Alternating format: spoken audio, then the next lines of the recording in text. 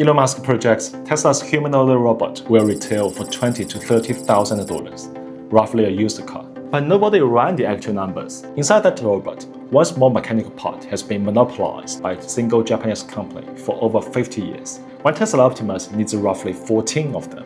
At historical pricing, those 14 parts alone already cost $20,000. That is the entire budget of the robot on one component. Then a Chinese supplier appeared in Tesla's list. Your first instinct might be it's another cheap knockoff, but once you open up the machine, that explanation falls apart. Understanding why reveals something much bigger happening across hard tech right now. So what exactly is this part? Why does one part have the power to sink the entire budget?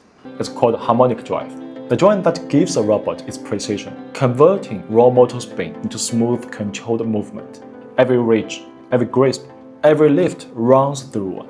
From the outside, it looks almost unremarkable, just a small steel cup inside a metal casing. But don't let that fool you. At its core sits a component called the flex spline, a steel cup thinner than a human hair, but strong enough to survive hundreds of millions of bends. It cannot crack, it cannot fail during millions of operating cycles, not even once. Here's the catch. Building something that precise doesn't come without a cost. For decades, a single unit from the Japanese monopoly Harmonic Drive systems ran between $1,000 to $1,500, while Optimus needs 14. If you do that math, you realize you've spent almost the entire robot's budget before a single wire is connected. Now, the real question comes in. How does anyone make this work? Let's pull up Teardown first.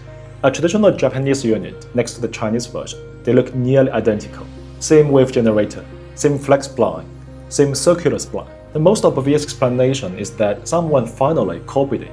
But here's the thing. The patent drawings for harmonic drives have been public for decades. Anyone could have copied them. So why didn't they? Because the drawing doesn't tell you the hard part.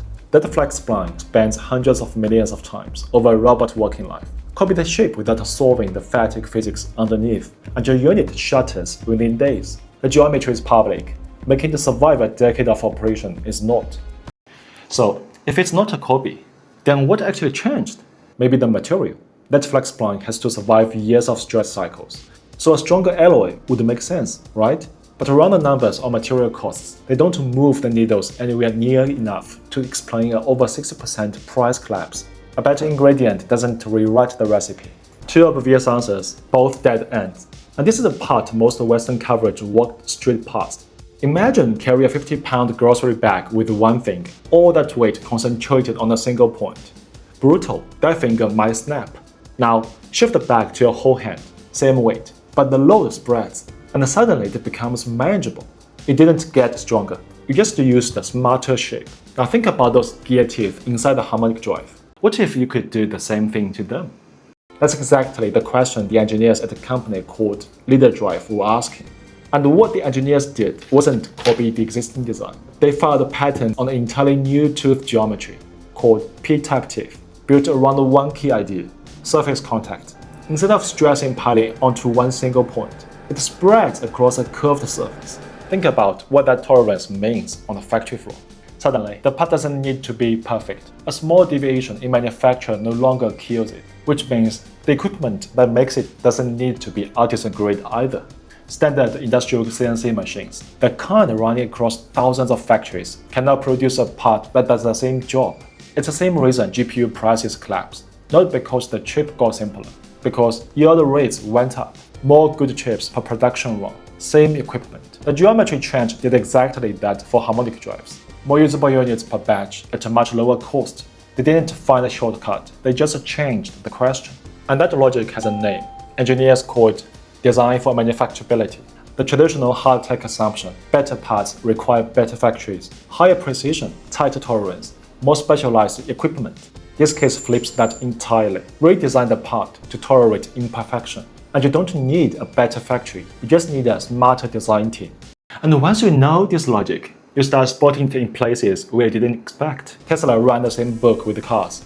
Gigacasting. Their single-piece body casting process didn't emerge because Tesla built a more powerful press. It emerged because engineers redesigned the car's underlying structure, collapsing hundreds of separate stamped steel pieces into one unified cast. The Harmonic Drive case suggests it's now becoming a genuine competitive weapon in hardware, not just a footnote buried in the engineering manual. Robotics is inside this same transition, away from extreme precision manufacturing of expensive bespoke components toward structural redesigns that open the door to standard-scale production.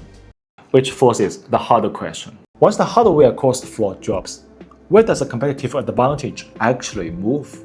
Here's the reason why most analysts are still doing the wrong math. They're still running Musk's $20,000 price target against legacy Japanese supply chain costs, and concluding it is impossible. But the supply chain underneath that number has already quietly and significantly shifted. When high-performance joints become commodities, available from multiple suppliers at a fraction of historical cost, robotics faces the same inflection the smartphone industry hit around 2012. Once the hardware floor collapsed, the entire competitive battle moved decisively to software.